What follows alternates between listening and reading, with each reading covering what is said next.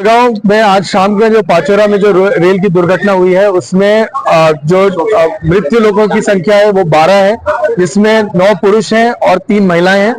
और जो इंजर्ड है जिन पे ट्रीटमेंट 2 हॉस्पिटलों में चल रहा है वो उसकी संख्या 11 है। एक हॉस्पिटल में 6 पेशेंट्स हैं और एक दूसरे हॉस्पिटल में 5 पेशेंट्स हैं।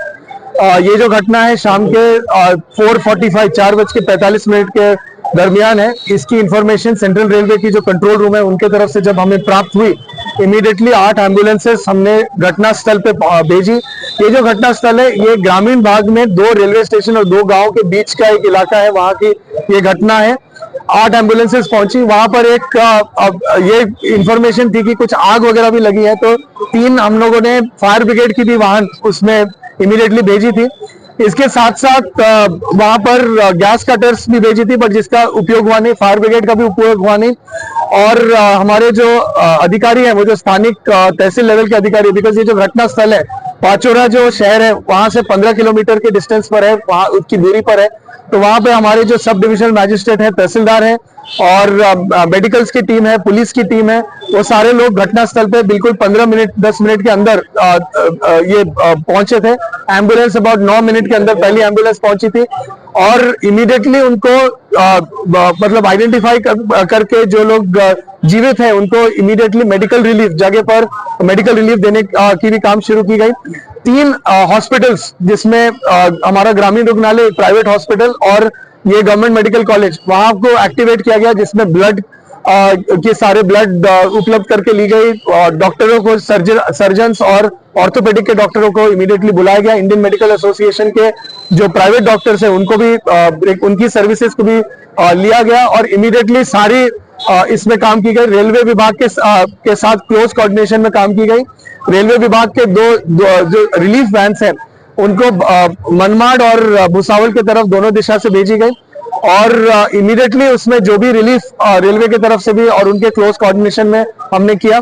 6:20 तक सारे बॉडीज को वहां से शिफ्ट कर दिया गया था, इंजर्ड को हॉस्पिटल पहुंचा दिया गया था और 6:20 में रेलवे विभाग की मान्यता के बाद वहां से उन्होंने दोनों डायरेक्शन में ट्रेन की सेवा वापस शुरू की। दोनों ट्रेन जो है अपने अपने दिशा में निकली आगे और उसके बाद वहां पर अभी हमने 20 जो हमारे पुलिस के कर्मचारी हैं और हमारे कुछ मेडिकल के जो पैरामेडिकल कर्मचारी हैं उनको वहां पर अभी हमने जगह पे विद लाइट्स वगैरह भी हमने अभी उपलब्ध करके उनको जो घटना स्थल है उसके 2 किलोमीटर के रेडियस में पूरा हम लोग तपास चेक कर रहे हैं कि कोई भी बॉडी पार्ट्स वहां पे ना रह जाए और इसको हम लोग आइडेंटिफाई करने की कोशिश कर रहे हैं। परंतु बॉडी पार्ट सारे अबाउट 6 साढ़े 6 बजे तक क्लियर कर दिया गया था, 6:20 तक ट्रेन को निकलने के पहले।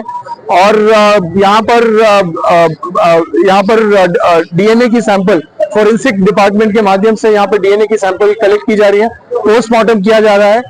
डिजास्टर मैनेजमेंट का जो कंट्रोल रूम्स है डिस्ट्रिक्ट लेवल पे भी शुरू की गई थी। इंटर एजेंसी कोऑर्डिनेशन उसके माध्यम से की गई थी। स्टेट लेवल और सेंट्रल जो एनडीएमए का कंट्रोल रूम है उनके भी हम कंटिन्यूस संपर्क में हैं और पूरी सहायता रेलवे विभाग हो, डिजास्टर मैनेजमेंट के विभाग हो और बाकी सारे विभाग हो, उनके पूरी सहायता के माध्यम से काम किया जा रहा है। फैमिलीज को इन्फॉर्म करने की प्रक्रिया भी शुरू रेलवे के विभाग से की गई है। रेलवे विभाग ने एक हेल्पलाइन नंबर भी दिया है, डिस्ट्रिक्ट डिजास्टर मैनेजमेंट की तरफ से भी 1077 एक हेल्पलाइन नंबर दिया गया है और as per standard operating procedure पूरी प्रक्रिया यहाँ पे की जा रही है। जो घटनाक्रम जो है उसकी जो तपासनी है उसके बारे में जो बातें हैं वो रेलवे विभाग करेगी।